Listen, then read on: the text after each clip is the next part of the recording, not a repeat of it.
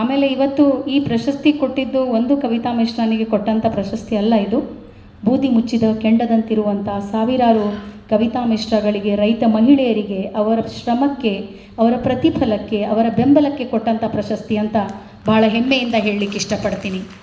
ಯಾಕಂದರೆ ಎಲ್ರಿಗೂ ಗೊತ್ತಿದೆ, ಇವತ್ತು ನಾಳೆ ನಾವು ಯಾವಾಗ ಕೆಲಸ ಮಾಡ್ತೀವಿ, ಯಾಕಂದ್ರೆ ನಮ್ಮ ಧಾರವಾಡ ಭಾಳ ತಂಪೂರು. ಆಮೇಲೆ ಇವತ್ತು ನಾವು ಹುಟ್ಟಿದಂಥ ಊರೊಳಗೆ ಈ ತಂಪು ವಾತಾವರಣದೊಳಗೆ ಇಂಥ ಹೊಲ ಮನೆಯೊಳಗೆ ನಮಗೆ ಕಷ್ಟ ಅನ್ನೋದು ಗೊತ್ತಿದ್ದಿದ್ದಿಲ್ಲ. ಆದರೆ ರಾಯಚೂರು ಜಿಲ್ಲೆ ಏನಿದೆ ಎಲ್ಲ ಸ್ವಲ್ಪ ಟೆಂಪ್ರೇಚರ್ ಹೆಚ್ಚಿಗೆ, ಆಮೇಲೆ ನಮ್ಮಲ್ಲಿರುವಂಥ ಫಲವತ್ತಾದ ಭೂಮಿ ಅಲ್ಲಿಲ್ಲ, ಗುಡ್ಡ ಕಲ್ಲು, ಆಮೇಲೆ ಮಳೆನೂ ಭಾಳ ಬರುವುದಿಲ್ಲ. ಅಂಥ ಟೈಮ್ ಒಳಗೆ ನನಗೂ ಆ ಊರೊಳಗೆ ಇರೋಕ್ಕಾಗತ್ತಿದ್ದಿಲ್ಲ, ಯಾಕಂದ್ರೆ ಭಾಳ ಸಣ್ಣ ಹಳ್ಳಿ ಇತ್ತು. ನನ್ನ ಗಂಡಗೆ ಅಲ್ಲಿಂದ ಕರ್ಕೊಂಡು ಹೋಗ್ಬೇಕಂತ ಮಾಡಿದ್ದೆ ನಾನು ನೌಕರಿ ಮಾಡಿ. ಆದ್ರೆ ನಮ್ಮ ಗಂಡನ ಮನೆಯೊಳಗೆ ಹೆಣ್ಮಕ್ಳು ಹೊರಗಡೆ ಹೋಗಿ ಕೆಲಸ ಮಾಡಲಿಕ್ಕೆ ಅವಕಾಶ ಇದ್ದಿಲ್ಲ, ನನಗೆ ಕಳಿಸ್ಲಿಲ್ಲ. ನಮ್ಮಮ್ಮಗೆ ಒಂದು ಫೋನ್ ಹಚ್ಚಿದ್ದೆ ನಾನು ಹೆಂಗಾರ ಮಾಡಿ ಇಲ್ಲಿಂದ ಬಿಟ್ಟು ನಿನ್ನ ಜೊತೆ ಇರ್ತೀನಿ ಕೆಲಸ ಮಾಡಿಕೊಂಡು ಅಂತ. ಆದರೆ ಒಂದು ಹೆಣ್ಮಗಳ ಜೀವನದೊಳಗೆ ಟರ್ನಿಂಗ್ ಪಾಯಿಂಟ್ ಬರೋದು ತವ್ರ ಮನೆಯವ್ರು ಕೊಟ್ಟಂಥ ಸಂಸ್ಕಾರದಿಂದ. ನನ್ನ ತಾಯಿ ನನಗೊಂದು ಮಾತು ಹೇಳಿದರು 30 ವರ್ಷದಿಂದ, ಕೊಟ್ಟ ಹೆಣ್ಣು ಕುಲಕ್ಕೆ ಹೊರಗೆ, ನಿನಗೇನಾದರೂ ಮಾಡೋದಿದ್ರೆ ನಿನ್ನ ಗಂಡನ ಮನೆಯೊಳಗೆ ನೀ ಮಾಡಿ ತೋರಿಸು, ಅಂದ್ರಷ್ಟೇ ನಿನ್ನ ತವ್ರ ಮನೆಯವ್ರಿಗೆ ಮರ್ಯಾದೆ ಇರ್ತದಂತ. ಅದಕ್ಕೋಸ್ಕರ ಆ ಚಾಲೆಂಜನ್ನು ನಾನು ಸ್ವೀಕಾರ ಮಾಡಿ ನನಗೆ ಕೊಟ್ಟಿದ್ದು ಒಂದು ಗುಡ್ಡ, ಅಲ್ಲೇ ಬರೀ ಕಲ್ಲಿತ್ತು. ಆ ಕಲ್ಲು ತೆಗಿಬೇಕಾದ್ರೆ ಕೈಯೆಲ್ಲ ತೂತು ಬೀಳುತ್ತಿತ್ತು, ಯಾಕಂದರೆ ನಾನು ಒಂದು ಮಧ್ಯಮ ವರ್ಗದ ಸಾಧಾರಣ ಮಹಿಳೆಯಾಗಿದ್ದೆ. ಚಾಲೆಂಜಸ್ ಭಾಳಿತ್ತು. ನೀರು ಬೀಳಲಿಲ್ಲ, ಇವತ್ತಿಗೂ ನೀರು ಭಾಳಿಲ್ಲ. ನಾನು ಹೊಲದೊಳಗೆ ಭಾಳ ಕಡಿಮೆ ನೀರೈತಿ. ಆ ಕಡಿಮೆ ನೀರಿನಲ್ಲಿ ನಾನು 8 ಎಕರೆ 10 ಗುಂಟೆಯಲ್ಲಿ ಮಾಡಿದಂಥ ಬೆಳೆಗಳ ವಿವರ: 2,500 ಶ್ರೀಗಂಧ, 1200 ಮಾವು, 600 ಪೇರಲ, 600 ಸೀತಾಫಲ, 100 ಬೆಟ್ಟದ ನೆಲ್ಲಿಕಾಯಿ, 100 ಹುಣಸೆ ಹಣ್ಣು, 100 ಕರಿಬೇವು, 800 ಸಾಗವಾನಿ ಗಿಡ. ಇದರ ಜೊತೆ ಕುರಿ ಸಾಕಾಣಿಕೆ, ಕೋಳಿ ಸಾಕಾಣಿಕೆ, ಜೇನು ಸಾಕಾಣಿಕೆ, ಹೈನುಗಾರಿಕೆಯನ್ನು ನಾನು ಭಾಳ ಸಮರ್ಪಕವಾಗಿ ನಿಭಾಯಿಸ್ತಿದ್ದೀನಿ. ಇಷ್ಟೊಂದು ಬೆಳೆಗಳನ್ನು ಯಾಕೆ ಮಾಡಿದ್ದೀನಿ ಅಂದ್ರೆ ನಿಮಗೆ ಸುತ್ತಾಗಿ ಗೊತ್ತೈತಿ. ಇವತ್ತು ನಾಳೆ ಹೊಲ ಮನೆ ಮಾಡ್ತಾನಂದ್ರೆ ಅವ್ನಿಗೆ ಯಾರು ಹುಡುಗಿ ಕೊಡೋಕೆ ಒಲ್ಲೆನಾಕತ್ತಾರೆ, ಯಾಕಂದ್ರೆ ತಿಂಗಳ ಪಗಾರ ಇರುವುದಿಲ್ಲ, ರಿಟೈರ್ಮೆಂಟ್ ಪೆನ್ಷನ್ ಇರುವುದಿಲ್ಲ. ಅದಕ್ಕೋಸ್ಕರ ನಾನು ಏನು ಪ್ಲ್ಯಾನ್ ಮಾಡಿದೆ, ನಮ್ಮ ಹಿರಿಯರು ನಮಗೇನಾರ ಹೊಲ ಬಿಟ್ಟು ಹೋಗ್ಯಾರಂದ್ರೆ we have to divide that land, we have to plan it out in a right way. ಅದಕ್ಕೋಸ್ಕರ ನಾನು ಮಾಡಿದ್ದು agriculture, horticulture, agro forestry and animal husbandry. ಕೃಷಿ, ತೋಟಗಾರಿಕೆ, ಪಶುಸಂಗೋಪನೆ, ಅರಣ್ಯ ಕೃಷಿ. ಕೃಷಿದ ರೊಕ್ಕ ಅಲ್ಪಾವಧಿ ಬೆಳೆ ಅಂದರೆ 3 ತಿಂಗಳದೊಳಗೆ ಬಂದುಬಿಡ್ತದೆ. ಹಣ್ಣಿನ ಬೆಳೆಗಳು ಮಧ್ಯಮಾವಧಿ ಬೆಳೆಗಳೇ ಅಂದರೆ 2 ರಿಂದ 30 ವರ್ಷ ತನಕ ಬರ್ತಾವೆ. ಇನ್ನು ಅರಣ್ಯ ಕೃಷಿ ಅಂತರೊಳಗೆ ನಾನು ಸೆಲೆಕ್ಟ್ ಮಾಡಿದ್ದು ಶ್ರೀಗಂಧ ಸೆಲೆಕ್ಟ್ ಮಾಡಿದ್ದು, ಆಮೇಲೆ ಪಶುಸಂಗೋಪನೆ. ಇನ್ನು ಶ್ರೀಗಂಧ ಬೆಳಿಬೇಕಂದ್ರೆ 12 ರಿಂದ 15 ವರ್ಷ ನಾವು ಬರೀ ಶ್ರೀಗಂಧ ನೋಡ್ಕೊಂಡು ಕುಂತ್ರೆ ಮನೆತನ ನಡೆಯುವುದಿಲ್ಲ. ಯಾಕಂದ್ರೆ ನಾವೆಲ್ಲ ಮಧ್ಯಮ ವರ್ಗದ ಸಾಧಾರಣ ಮಹಿಳೆಯರದೀವಿ, ಆಮೇಲೆ ಬಡತನ ರೇಖೆಗಿಂತ ಕೆಳಗಿದ್ದವರದೀವಿ. ಸೊ ಇನ್ನು 12 ರಿಂದ 15 ವರ್ಷ ಮನೆತನ ನಡೆಸಿ ನಮ್ಮ ಮನೆತನ ನಡಿಬೇಕು. ಅದಕ್ಕೋಸ್ಕರ ನಾನು ಆಯ್ಕೆ ಮಾಡಿಕೊಂಡಿದ್ದು ಪೇರಲ, ಮಾವು, ಸೀತಾಫಲ. ಅಂದರೆ from every season a farmer must get income. ಪೇರಲ ಸೀಸನ್ ಪೇರಲ ದುಡ್ಡು, ಮಾವು ಸೀಸನ್ ಮಾವು ದುಡ್ಡು, ಸೀತಾಫಲ ಸೀಸನ್ ಅಂದ್ರೆ ಮನೆತನ ನಡೆಸ್ಕೊಂಡು ಹೋಗಬೇಕು. ಇನ್ನು 45 ರಿಂದ 50 ವರ್ಷ ಆದ್ಮೇಲೆ ನಮ್ಮ ಕೈಯಾಗ ರೊಕ್ಕ ಇಲ್ಲ ಅಂದ್ರೆ ಮಗ ಸೊಸಿ ಸೇರೋದಿಲ್ಲ. ನಮಗೆ ನಾವು ಒಜ್ಜೆ ಹಾಕಿವಿ, ನಾವು ಬಾಜುಕ್ ನಿಂತರೂ ಒಳಗೆ ಹೋಗ್ರಿ ನಮ್ಮ ಫ್ರೆಂಡ್ಸ್ ಬಂದಾರ ನಮಗೆ ಒಳಗೆ ಕಳಿಸ್ತಾರೆ. ಅಂಥ ಜಗತ್ತೊಳಗೆ ನಾವು ಬದುಕಾಕತ್ತೀವಿ. ಅದಕ್ಕೋಸ್ಕರ ನಾನು ಆಯ್ಕೆ ಮಾಡ್ಕೊಂಡು ನಿಂತ ಬೆಳೆ ಶ್ರೀಗಂಧ.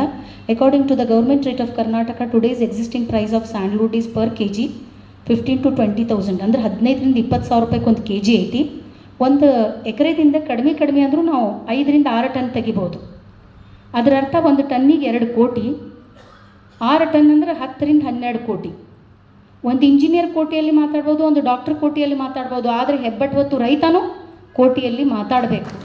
ಅದಕ್ಕೋಸ್ಕರ ನಾನು ಆಯ್ಕೆ ಮಾಡಿಕೊಂಡಂಥ ಬೆಳೆ ನಮ್ಮ ಕರ್ನಾಟಕದ ಹೆಮ್ಮೆ, ನಮ್ಮ ಕರ್ನಾಟಕದ ಹೊನ್ನ ಕಳಸ ಶ್ರೀಗಂಧ. ಯಾಕಂದ್ರೆ ನಾವು ಆ ಥರ ನಾವು ಕೋಟಿಗಟ್ಟಲೆ ಬೆಳೆ ತೆಗಿಯೋಕೆ ಪ್ರಾರಂಭ ಮಾಡಿದ ಮೇಲೆ ಮಗ ಸೊಸಿ ಅಲ್ಲ ಮೊಮ್ಮಕ್ಕಳು ನಮಗೆ ಕ್ಯೂ ಒಳಗೆ ನಿಂದಿರ್ತಾರೆ, ನಮ್ಮ ಅಜ್ಜ ಅಜ್ಜಿ ಕಡೆ ರೊಕ್ಕದಾವ ಅಂಥೇಳಿ. ಯಾಕಂದ್ರೆ ಅದು ನ್ಯಾಚುರಲ್. ಅಂಥ ಒಂದು ಪ್ರಯತ್ನವನ್ನು ನನ್ನ ಹೊಲದಲ್ಲಿ ನಾನು ಮಾಡಿದ್ದು. ಇದರ ಜೊತೆ ಇವತ್ತು ನಾನು ಇಲ್ಲಿ ಪ್ರೋಗ್ರಾಮಿಂಗ್ ಬರೆದಿದ್ದಕ್ಕೆ ನನಗಿಲ್ಲಿ ಸರ್ ಇವತ್ತು ಕೃಷಿ ಸೇವಾ ಗೌರವಕ್ಕೆ ಕರೆದಿಲ್ಲ. ನಾನು ಮುಂಜಾನೆ 5:15 ಎದ್ದು 25 ರಿಂದ 50 ನನ್ನ ದನ ಮತ್ತು ಎಮ್ಮೆ ಅದಾವು, ಅವ್ರದ್ದು ಹೆಂಡಿ ಕಸ ಬಳಿತೀನಿ. ಯಾಕಂದ್ರೆ ನಾನು 5:15 ಹೇಳಿಲ್ಲ ಅಂದ್ರೆ ಲೇಬರ್ 9 ಗಂಟೆಗೆ ಎದ್ದೇಳ್ತಾರೆ. ಮೊದಲು ನಾವು ನಮ್ಮ ಕೆಲಸ ಮಾಡೋದು ಕಲಿಬೇಕು. ಇದರ ಜೊತೆ ನಾನು 35 ರಿಂದ 40 ಕುರಿಗಳನ್ನು ಮೇಯಿಸ್ಕೊಂಡು ಬರ್ತೀನಿ. 200 ರಿಂದ 400 ಕೋಳಿಗಳಿಗೆ ಕಾಳು ಹಾಕ್ತೀನಿ. ನನ್ನ ಬುದ್ಧಿಶಕ್ತಿಯನ್ನು ನನ್ನ ಲೇಬರ್ ಮೆಂಟಾಲಿಟಿಗೆ ಸೆಟ್ ಮಾಡಿಕೊಂಡು ಅವ್ರ ಜೊತೆ ಕುಂತು ಕೆಲಸ ಮಾಡಿ ನನ್ನ ಬಣ್ಣವನ್ನು ಭೂಮಿ ತಾಯಿಗೆ ಕೊಟ್ಟು ಭೂಮಿ ತಾಯಿ ಬಣ್ಣ ನಾನು ತಗೊಂಡಾಗ ಈ ಸನ್ಮಾನ ಸಿಕ್ಕಿತು. ಅದಕ್ಕೆ ಯಾವುದೇ ಕೆಲಸ ಸಣ್ಣದಿರುವುದಿಲ್ಲ, ಯಾವುದೇ ಕೆಲಸ ದೊಡ್ಡದಿರುವುದಿಲ್ಲ. ಯಾ ಕೆಲಸ ನೀವು ಮಂದಿ ಕಡೆ ಬೇಡುವಂಗೆ ಮಾಡ್ತದಲ್ಲ ಅದು ಸಣ್ಣ ಕೆಲಸ. ನಿಮ್ಮ ಮನೆತನಕ್ಕೋಸ್ಕರ ನೀವು ದುಡಿದು ತಿನ್ನಕತ್ತೀರಂದ್ರೆ ಅದು ದೊಡ್ಡ ಮಾತೆ. ಆಮೇಲೆ ಇವತ್ತು ನಾಳೆ ನಾನು ಹೇಳೋದು, ನೀವು ಸಿಟಿ ಒಳಗೆ 1200 2,500 ಸ್ಕ್ವೇರ್ ಫೀಟ್ ಮನೆ ಕಟ್ಟಿ ಮೆರ್ಯಾಕತ್ತೀರಿ. ನೀವು ತಿಳ್ಕೊಂಡ್ರಿ ನೀವೇ ಭಾಳ ಸೌಕಾರ ಅಂತ. ಆದ್ರೆ ಒಂದು ರೈತನ ಕಡೆ 1 ಎಕರೆ ಹೊಲ ಇದ್ದರು, 1 ಎಕರೆ ಅಂದರೆ 40 ಗುಂಟೆ, 1 ಗುಂಟ is equal to 1000 square feet, 1089 square feet. 1 acre ಅಂದರೆ 40,000 ಸ್ಕ್ವೇರ್ ಫೀಟ್. ಈ ಜಗತ್ತು ಒಳಗೆ 40,000 ಸ್ಕ್ವೇರ್ ಫೀಟ್ ಒಡೆತನ ಇರುವಂಥ ಜಮೀನ್ದಾರ ಯಾರಾದರೂ ಅದಾನಂದ್ರೆ ರೈತ ಮಾತ್ರ. ಆದರೂ ನಾವು ಉರಿಯೋದಿಲ್ಲ, ನಾವು ಮೆರೆಯೋದಿಲ್ಲ. ಯಾಕಂದ್ರೆ ಜೀವನದ ಸತ್ಯ ನಮಗೆ ಗೊತ್ತೈತಿ. 3 ಅಡಿ ಮಣ್ಣಿನಿಂದ ಬಂದಂಥ ಈ ದೇಹ ನಾಳೆ 3 ಅಡಿ ಮಣ್ಣೊಳಗೆ ಹೋಗ್ತೈತಿ. ಅದಕ್ಕೆ ನಾವು ಮೆರೆಯೋದಿಲ್ಲ. ಆಮೇಲೆ ಇನ್ನೂ ಒಂದು ಏನಂದ್ರೆ, ಈ ಜಗತ್ತೊಳಗೆ ಎಲ್ಲದಕ್ಕೂ ಬೆಲೆ ಕಡಿಮೆ ಆಗ್ಬೋದು, ಆದ್ರೆ ಮಣ್ಣಿಗಿಲ್ಲ. ಎಲ್ಲಕ್ಕಿಂತ ಹೆಚ್ಚು ಬೆಲೆ ಬಾಳುವಂಥ ವಸ್ತು ಈ ಜಗತ್ತೊಳಗೆ ಯಾವ್ದಾರು ಐತಂದ್ರೆ ಹೊನ್ನು, ಹೆಣ್ಣು, ಮಣ್ಣು. ನಮ್ಮ ಹತ್ತಿ ಟೈಮ್ ಒಳಗೆ 200 ರೂಪಾಯಿಗೆ ಎಕರೆ ಇದ್ದದ್ದು ಹೊಲ ಇವತ್ತು ನಮ್ಮ ಹತ್ತಿ ಹೊಲ ನಾವು ಮಾರಾಕತ್ತಿದ್ದು 1 ಕೋಟಿಗೆ 1 ಎಕರೆ ನಡೆದದು. ಅದರ ಅರ್ಥ ಏನಂದ್ರೆ 100 ಪಟ್ಟು ಯಾವುದಾದ್ರೂ ಬೆಳ್ಯಾಕತ್ತಂದ್ರೆ ಭೂಮಿನೇ ಬೆಳ್ಯಾಕತ್ತದ. ಅದಕ್ಕೆ ನಾನು ರೈತರಿಗೆ ಹೇಳೋದು ಒಂದೇ ಮಾತು, ನಿಮ್ಮ ಹಿರಿಯರು ಏನಾದರೂ ನಿಮಗೆ 1 ಎಕರೆ ಹೊಲ ಬಿಟ್ಟು ಹೋಗ್ಯಾರಂದ್ರೆ ಅದನ್ನು ರೈಟ್ ವೇ ಒಳಗೆ agriculture, horticulture, agro forestry and animal husbandry type ನೀವು ಪ್ಲ್ಯಾನ್ ಮಾಡಿದ್ದೇ ಆದಲ್ಲಿ ನೀವು ಎಲ್ಲೇ ಹೋಗ್ರಿ, ಮಲ್ಟಿನ್ಯಾಷನಲ್ ಕಂಪ್ನಿ ಒಳಗೆ ಕೆಲಸ ಮಾಡೋಕ್ಕೆ ಹೋಗ್ರಿ, ನಿಮ್ಮ ಹೆಂಡತಿ ಮಕ್ಳು ಖರ್ಚು ತೆಗೆದು ವಾಪಸ್ ನೀವು ಊರಿಗೆ ಬಂದಾಗ ನಿಮ್ಮ ಕೈಯಾಗ 1 ಕೋಟಿ ಇರೋದಿಲ್ಲ. ಆದರೆ ನಿಮ್ಮ ಹಿರಿಯರ ಹೊಲದೊಳಗೆ ನೀವು 1 ಎಕರೆ ಒಳಗೆ ದುಡಿದು ತಿಂದ್ರಂದ್ರೆ 12ರಿಂದ 15 ವರ್ಷದೊಳಗೆ ನಾನು ಬರೆದು ಕೊಡ್ತೀನಿ, 1 ಎಕರೆದೊಳಗೆ 10 ಕೋಟಿ ತೆಗಿಬೋದು. ಯಾಕಂದ್ರೆ ಭೂಮಿಗೆ ಅಷ್ಟು ಬೆಲೆ ಇದೆ, ಭೂಮಿಗೆ ಅಷ್ಟು ಡಿಮಾಂಡ್ ಐತಿ. ಯಾಕಂದ್ರೆ ನಾನೀಗ ಭಾಳಷ್ಟು ಪ್ಲ್ಯಾನ್ ಮಾಡ್ಲಿಕ್ಕೆ ಹೋಗೋದು ಸಾಫ್ಟ್ವೇರ್ ಇಂಜಿನಿಯರ್ಸ್ ಹೊಲಾನ ಪ್ಲ್ಯಾನ್ ಮಾಡಕತ್ತೀನಿ. ಅವ್ರು ಏನು ಹೇಳಕತ್ತಾರ, ನಮಗೆ ಕಾರ್ಪೊರೇಟ್ ಒಳಗೆ ಕೆಲಸ ಮಾಡಿ ಸಾಕಾಗ್ಬಿಟ್ಟದು. We are well dressed but we are mentally depressed. ನಮಗೆ ಈ ಪ್ರೆಷರ್ ತಡ್ಕೊಳಕ್ಕೆ ಆಗವಲ್ದು. ನಾವು ವಾಪಸ್ ಮತ್ತೆ ನಮ್ಮ ಮಣ್ಣಿನ ಜೊತೆ ಕೆಲಸ ಮಾಡ್ಬೇಕಂತ ಮಾಡೀವಿ ಮೇಡಮ್, ಪ್ಲೀಸ್ ನಮಗೆ ಗೈಡ್ ಮಾಡಿರಿ ಅಂತ ಹೇಳಕತ್ತಾರ. ಅದರ ಅರ್ಥ ಮರಳಿ ಮಣ್ಣಿಗೆ. ಯಾಕಂದರೆ ಕರೋನಾ ಬಂದು ಎಲ್ಲರ ಟೈರ್ ಪಂಚರ್ ಆದರೂ ಎಲ್ಲರ ಮನೆಯೊಳಗೆ 3 ಹೊತ್ತಿನ ಊಟ ಕೊಟ್ಟಿದ್ದು ರೈತ, 3 ಹೊತ್ತಿನ ಕಾಯಿಪಲ್ಯ ಕೊಟ್ಟಿದ್ದು ರೈತ, 3 ಹೊತ್ತಿನ ಹಣ್ಣು ಹಂಪ್ಲಿ ಕೊಟ್ಟಿದ್ದು ರೈತ, 3 ಹೊತ್ತಿನ ಹಾಲು ಮೊಸರು ತುಪ್ಪ ಕೊಟ್ಟಿದ್ದು ರೈತ. ಈ ಜಗತ್ತೊಳಗೆಲ್ಲ ಅಳಿತದ, ಅನ್ನ ಅಳಿಯೋದಿಲ್ಲ. ಯಾಕಂದರೆ ಯಾವತ್ತು ಅನ್ನ ಅಳಿತದಲ್ಲ ಅವತ್ತು ಜಗತ್ತು ಮುಳುಗ್ತದೆ. ಅದಕ್ಕೆ ನಾನೇನು ಹೇಳ್ತೀನಿ, ನಮಗೇನಾರ ನಮ್ಮ ಹಿರಿಯರು ಹೊಲ ಬಿಟ್ಟು ಹೋಗ್ಯಾರ. ಯಾಕಂದ್ರೆ ಒಂದು ಇಂಜಿನಿಯರ್ ಅನ್ಬೋದು, ಒಂದು ಡಾಕ್ಟರ್ ಅನ್ಬೋದು. ಆದ್ರೆ ನಮಗೆ ಜಮೀನ್ದಾರ ಅಂತಾರೆ. ಅದು 1 ಎಕರೆ ಹೊಲ ಆದರೂ ಪರವಾಗಿಲ್ಲ, ಜಮೀನ್ದಾರ ಅನ್ನಿಸ್ಕೋಬೇಕಂದ್ರೂ ಪುಣ್ಯ ಬೇಕಾ, ಎಲ್ಲರಿಗೂ ಬರುವುದಿಲ್ಲ ಪುಣ್ಯ. ಅದಕ್ಕೆ ನಮ್ಮ ಕ್ಷೇತ್ರದ ರೈತರಿಗೆ ಹೇಳೋದು ಒಂದು ಮಾತು, ಇವತ್ತು ನಾಳೆ ನಾವೆಲ್ಲ ಕೆಲಸ ಮಾಡಕತ್ತೀವಿ, ಎಲ್ಲ ಕಷ್ಟಪಡಕತ್ತೀವಿ, ಆದ್ರೆ ನಮಗೆ ಫೀಡ್ಬ್ಯಾಕ್ ಬರ್ತಿಲ್ಲ ಅಂದರೆ ಎಕಾನಾಮಿಕಲಿ ವಿ ಆರ್ ನಾಟ್ ಫಿಟ್. ಅದಕ್ಕೋಸ್ಕರ ನೀವು ಏನು ಮಾಡಬೇಕಂದ್ರೆ ನಿಮ್ಮ ಹೊಲವನ್ನು ಕೃಷಿ, ತೋಟಗಾರಿಕೆ, ಅರಣ್ಯ ಕೃಷಿ, ಪಶುಸಂಗೋಪನೆ ಈ ಥರ ಸಮಗ್ರ ಬೇಸಾಯ ಪದ್ಧತಿಗಳನ್ನು ನೀವು ಅಳವಡಿಕೆ ಮಾಡಿಕೊಂಡಾಗ ಆಟೋಮೆಟಿಕ್ಲಿ ನೀವು ನೆಕ್ಸ್ಟ್ ಲೆವೆಲಿಗೆ ಹೋಗ್ತೀರಿ. ಅದ ಪ್ರಯತ್ನ ನಾನು ಇಲ್ಲಿ ಮಾಡಿದ್ದು. ಇದ್ರ ಜೊತೆ ಒಂದು 4-5 ವರ್ಷದಿಂದ ನಾನು ಇನ್ನೂ ಎಷ್ಟು ಗಿಡಗಳನ್ನು ಹೇಳಿದೆ, ಆ ಎಲ್ಲ ಗಿಡಗಳ ಬಗ್ಗೆ ನರ್ಸರಿಗಳನ್ನ ಸ್ಟಡಿ ಮಾಡ್ಕೊಂಡು ಬಂದು ಭಾರತೀಯ ಮರ ವಿಜ್ಞಾನ ಸಂಸ್ಥೆ IWST ಇಂಡಿಯನ್ ವುಡ್ ಸೈನ್ಸ್ ಟೆಕ್ನಾಲಜಿಯಿಂದ ಟ್ರೈನಿಂಗ್ಗಳನ್ನು ಪಡೆದುಕೊಂಡು ಬಂದು ನನ್ನ ಸ್ವತಃ ನರ್ಸರಿಗಳನ್ನು ನಾನು ಪ್ರಾರಂಭ ಮಾಡಿ ಉತ್ಕೃಷ್ಟ ದರ್ಜೆಯ ಶ್ರೀಗಂಧದ ಸಸಿಗಳನ್ನು ಕರ್ನಾಟಕ ಅಷ್ಟೇ ಅಲ್ಲ, ಮುಜಫರ್ಪುರ್, ಬಿಹಾರ್, ಛತ್ತೀಸ್ಗಢ, ರಾಯ್ಪುರ್, ಮೈಸಾನ, ಗುಜರಾತ್, ಭಾರತದ ಎಲ್ಲ ರಾಜ್ಯಗಳಿಗೆ ನನ್ನ ಶ್ರೀಗಂಧದ ಸಸಿಗಳನ್ನು ನಾನು ಕೊಡ್ತಿದ್ದೀನಿ. ಅದ್ರ ಜೊತೆ ಒಳ್ಳೆ ಪ್ರಾಕ್ಟೀಸಸ್ ಹೇಳ್ತಿದ್ದೀನಿ, ಒಳ್ಳೆ ಕನ್ಸಲ್ಟೆನ್ಸಿನ ತೊಗೊತಿದ್ದೀನಿ.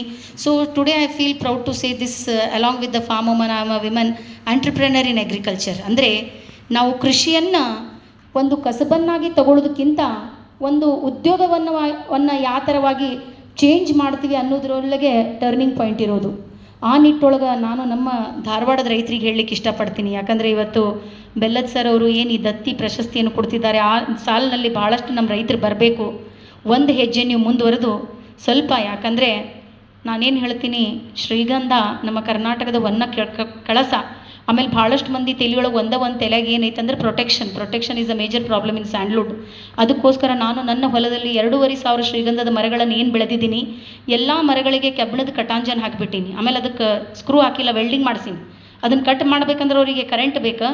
ಆಮೇಲೆ ಅದನ್ನು ಕಟ್ ಮಾಡ್ಬೇಕಾದ್ರೆ ಡ್ರಿನ್ ಅಂತ ಆವಾಜ್ ಬರ್ತದೆ, ಆಮೇಲೆ ಬೆಂಕಿ ಕಿಡಿ ಬರ್ತಾವೆ. ಆಟೋಮೆಟಿಕ್ಲಿ ಡಾಗ್ ಸ್ಕ್ವಾಡ್ ಅಟ್ರಾಕ್ಟ್ ಆಗ್ತದೆ. ಯಾಕಂದ್ರೆ ನಮ್ಮ ಹೊಲದೊಳಗೆ 16 ನಾಯಿ ಸ್ಕ್ವಾಡ್ ಅದಾವೆ. ಆಮೇಲೆ ಅದ್ರ ಜೊತೆ ನಾವು ಒಂದು ಗಿಡನೂ ಏನು ಡ್ಯಾಮೇಜ್ ಆಗ್ಲಾರ್ದಂಗೆ ತೋಟದೊಳಗೆ ಮನೆ ಮಾಡಿಕೊಂಡು 5 ಲೇಬರ್ ಫ್ಯಾಮಿಲಿ ತೊಗೊಂಡು ಒಂದು ವಾಚ್ಮ್ಯಾನ್ ನಾವು ಇಟ್ಟಿಲ್ಲ.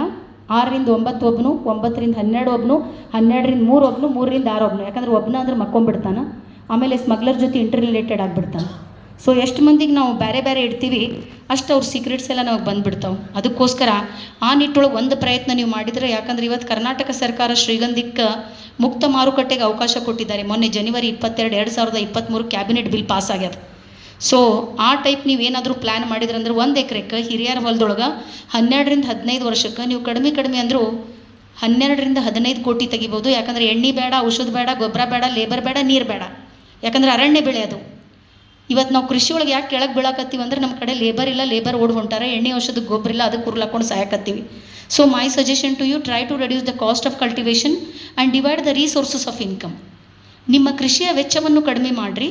ಇದರ ಜೊತೆ ನಿಮ್ಮ ಕೃಷಿಯ ಮೂಲಗಳನ್ನು ವಿಭಜನೆ ಮಾಡಿರಿ. ಒಂದೇ ಮೂಲದಿಂದ ತಗೋಬೇಡ್ರಿ. ಆ ಮೂಲ ಬಿತ್ತಂದ್ರೆ ನೀವು ಬಿತ್ತು ಬಿಡ್ತೀರಿ. ಬೇರೆ ಬೇರೆ ಮೂಲಗಳಿಂದ ತೊಗೊಂಡಾಗ ಒಂದು ಬಿತ್ತಂದ್ರೆ ಇನ್ನೊಂದು ಹಿಡ್ಕೊತೈತಿ, ಇನ್ನೊಂದು ಬಿಟ್ಟರು ಇನ್ನೊಂದು ಹಿಡ್ಕೊತೈತಿ. ಅವಾಗ ನಿಮಗೆ ಕೃಷಿ ವಜ್ಜಾಗೋದಿಲ್ಲ. ಯಾಕಂದ್ರೆ ಮುಂದೆ ಒಂದು ದಿವಸ ಬರ್ತದೆ. ಇವತ್ತು ನನಗೆ ಸಾಫ್ಟ್ವೇರ್ ಟೆಕೀಸ್ ಕಾಲ್ ಮಾಡ್ತಾರೆ, ಅವರು ಪ್ರೆಸಿಡೆಂಟ್ಸ್ ಕಾಲ್ ಮಾಡ್ತಾರೆ. ನಮಗೇನು ಬೇಡ, ಒಂದು 20 ಎಕರೆ ಹೊಲ ಕೊಡ್ರಿ ಮೇಡಮ್, ನೀವು ಮೇಂಟೈನ್ ಮಾಡಿರಿ, ನಾವು ಲಾಸ್ಟಿಗೆ ಬಂದು ಅಲ್ಲೇ ಒಂದು ಸಣ್ಣ ಮನೆ ಕಟ್ಟಿ ಕೊಟ್ಬಿಡ್ರಿ, ನಾವು ಅಲ್ಲೇ ಇರ್ತೀವಿ. Because they wanted to come back to our motherland. ನಮ್ಮ ಮಣ್ಣು, ಯಾಕಂದ್ರೆ ನಮ್ಮ ಕರ್ಮ ಭೂಮಿ ಏನೈತಲ್ಲ ಅದು ಎಲ್ಲರಿಗಿಂತ ದೊಡ್ಡದು. ಆಮೇಲೆ ಇವತ್ತು ನಾನು ನಿಮ್ಮ ಮುಂದೆ ಮಾತಾಡಕತ್ತೀನಿ ಅಂದ್ರೆ ನಾನು ಯಾವಾಗಲೂ ಎದ್ದಿಲ್ಲ. ಕೃಷಿ ಕ್ಷೇತ್ರ ಹೆಂಗಂದ್ರೆ ಭಾಳ ಸಲ ಬೀಳ್ಬೇಕಾಕೈತಿ. 1000 ಸಲ ಮಣ್ಣಾಗಿರ್ತೈತಿ, 1 ಸಲ ಬಂಗಾರ ಆಗಿರ್ತದೆ. ಇವತ್ತು ನಾನು ಹೇಳೋದಕ್ಕಿಂತ ಹೆಚ್ಚಿಗೆ ವಿಶ್ವಾಸ ಇಡೋದು ಬೀಳೋದ್ರ ಮೇಲೆ. ಯಾಕಂದ್ರೆ ಯಾವ ಮನುಷ್ಯ ಬೀಳ್ತಾನೆ ಅವನ ಮೇಲೆ ಎದ್ದೇಳೋದು. ನಾನು ಈ ಬಿದ್ದಾಗ ಎಲ್ಲರೂ ನನ್ನ ಕೈ ಬಿಟ್ಟರು, ಆದ್ರೆ ನನ್ನ ಮಣ್ಣು ನನ್ನ ಕೈ ಬಿಟ್ಟಿಲ್ಲ.